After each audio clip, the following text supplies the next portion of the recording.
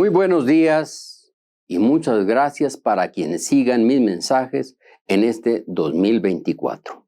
Iniciaremos con algunas reflexiones sobre la situación salarial de los trabajadores. El salario es el único ingreso que tienen los trabajadores para enfrentar todas las necesidades de sus familias. Como es ya conocido, este año el salario mínimo tuvo un incremento del 20% y será de 248 pesos con 93 centavos diarios en todo el país, con la excepción de la zona libre de la zona fronteriza en el norte, que alcanzará 374 pesos con 89 centavos. Dicho acuerdo fue decretado por la Comisión Nacional de los Salarios Mínimos, CONASAMI por sus siglas, formada por los representantes del sector empresarial, del gobierno y de los trabajadores.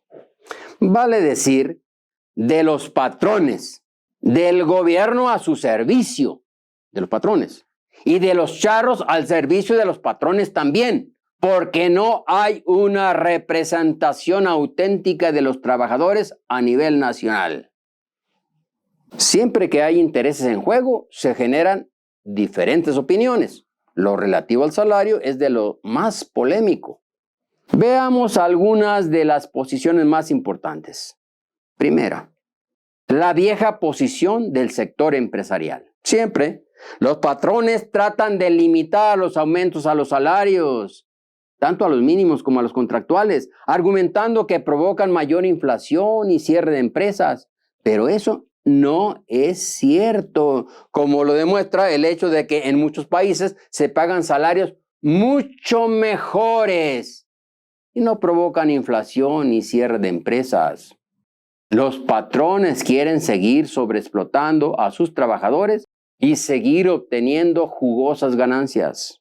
Los trabajadores tienen derecho a mejores salarios, pues sus jornadas son de las más largas del mundo. Segunda, la posición oficial, que coincide mucho con la de los empresarios, considera que estamos ante un aumento muy bueno, extraordinario, que se recupere el poder adquisitivo del salario, que acarrea bienestar para el pueblo, que muestra la buena disposición de los empresarios y la correcta conducción de la economía por parte del gobierno, y que a los trabajadores corresponde, por tanto, solo agradecer a los empresarios y al gobierno de la Cuarta Transformación por los beneficios recibidos. Analicemos la posición gubernamental que tanto se difunde. Tomando en cuenta que se da una imagen unilateral, deformada y falsa de un hecho si se le separa de su contexto, se manipula la información si no se incluye lo bueno y lo malo de la medida que se analiza, pues con cifras y datos parciales se puede aparentemente demostrar cualquier cosa. Solo es verdadera la visión totalizadora e integral, que tome en cuenta las causas y consecuencias de las políticas adoptadas. Estas deficiencias es lo que le pasa a la propaganda del gobierno. Se presume el aumento al salario mínimo sin mencionar la inflación del año pasado. Detengámonos en los aumentos de las mercancías. El azúcar aumentó el 22.7%. Las galletas el 20.7%. El frijol el 16.4%. El bolillo el 13.1%. El caso de las frutas y verduras fue todavía más grave. El limón subió el 26.9%. La papaya el 22%. El chile poblano el 44.9%. La cebolla el 32.6%. La zanahoria el 31.8%. El tomate verde 26.2%, etcétera, etcétera. Datos tomados del diario La Jornada del 7 de enero del 2024. Por cierto, este periódico es incondicional del gobierno de Morena. Tampoco se alude al aumento en los impuestos y al pago de bienes y servicios, bautizados como ajustes para que parezcan menos feos. ¿Acaso no subió el predial? ¿El impuesto sobre la renta? ¿La luz? ¿El agua? ¿La gasolina? ¿El transporte? ¿La renta? ¿Los servicios de salud, educación, etcétera, etcétera? se procede como aquel vulgar propagandista engañador que al dar cuenta de que su equipo había perdido, dijo: quedó subcampeón, pero omitió decir que solo habían participado 2 equipos en la competencia. Avancemos. ¿A quién se aplicará tan celebrado aumento salarial? Ciertamente no a la mayoría de los trabajadores que se encuentran en la economía informal y que por tanto no está sujeta a ninguna reglamentación oficial. ¿Cuántos son? ¿Dónde están? ¿En qué trabajan? ¿Cuáles son las condiciones en que laboran los de la economía informal? ¿Por qué no pasan a la economía formal? No es un problema menor. Se trata de una masa gigantesca constituida por más de 30 millones de trabajadores, aproximadamente el 55% de la fuerza laboral del país, empleados en diversas actividades. Trabajadores del hogar, en la construcción, en actividades del campo, en el comercio, mercados sobre ruedas, ambulantes en todas las ciudades, en tianguis, en miles de changarros. Están distribuidos en todo el territorio nacional. Los estados con mayor índice de informalidad son Oaxaca, el 81.2%, Guerrero, con el 79%, y Chiapas, con el 75.2%. En tanto que los estados con menor informalidad son Coahuila, con 34.2%, Nuevo León, con 35.8%, y Baja California, con 36.6%. Queda claro, a mayor informalidad, mayor pobreza. Por lo general, trabajan en condiciones deplorables. No tienen ninguna estabilidad en el empleo. Pueden quedarse sin chamba en cualquier momento y no tendrán derecho a indemnización alguna.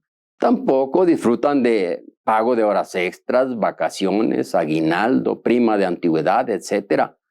No están cubiertos por ningún contrato, ni tienen derecho a la sindicalización. Tampoco gozan de seguridad social, servicio médico, incapacidades por enfermedad o riesgo de trabajo o pensión de algún tipo.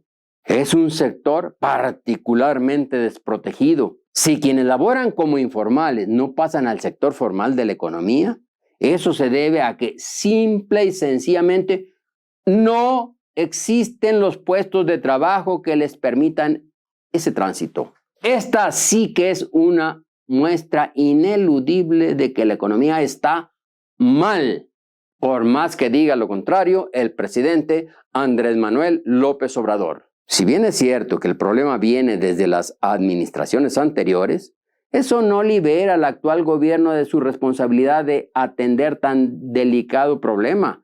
Incluso, hay que decir que el problema se ha agravado. Crece más el sector informal que el formal. Hay una tendencia creciente a la informalidad. Bueno, regresemos al tema del aumento salarial. Tercera, la posición de quienes defendemos a los trabajadores. Consideramos que el aumento al salario mínimo es un hecho positivo, pero claramente insuficiente. Ya se levantan algunos grupos que están pidiendo un aumento salarial de emergencia ante la grave situación que padecen. El salario mínimo, ya con el aumento, no alcanza ni siquiera para comprar la canasta básica alimentaria. No tenemos nada que celebrar y mucho por qué luchar para no dejar a nuestros hijos en la miseria. El problema está creciendo. Antes del 2015 no llegaban al 10% los trabajadores que ganaban el salario mínimo. Ahora rebasan el 30%. Quienes sí están muy contentos con el desempeño de la economía son los grandes empresarios que han aumentado sus fabulosas fortunas. Ellos sí tienen razón para decir que les va requete bien.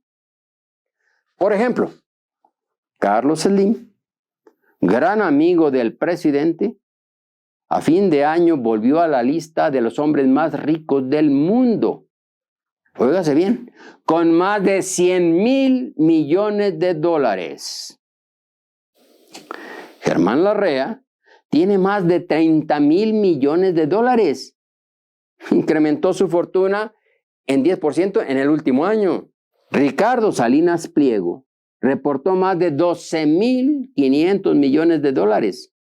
El Banco Azteca, propiedad de este empresario, fue beneficiado durante mucho tiempo con la distribución en exclusiva de los fondos de los programas sociales. Además, el presidente ejecutivo de Fundación Azteca, Esteban Moctezuma Barragán, miembro de este grupo empresarial, primero fue designado como secretario de Educación Pública y ahora es el embajador de México en los Estados Unidos. ¿Para quién trabaja el gobierno del presidente Andrés Manuel López Obrador? Por último, quiero referirme a personas que, de buena fe, llegan a decir que no vale la pena luchar por aumentar el salario, incluso que es contraproducente, porque todo aumento al salario viene acompañado por un aumento de precios de las mercancías. Partiendo de un hecho real, llegan a una conclusión equivocada. Es cierto que los capitalistas con mucha facilidad anulan cualquier aumento salarial, pero es peor dejarlos con las manos libres para que aumenten los precios sin que les opongamos ninguna resistencia.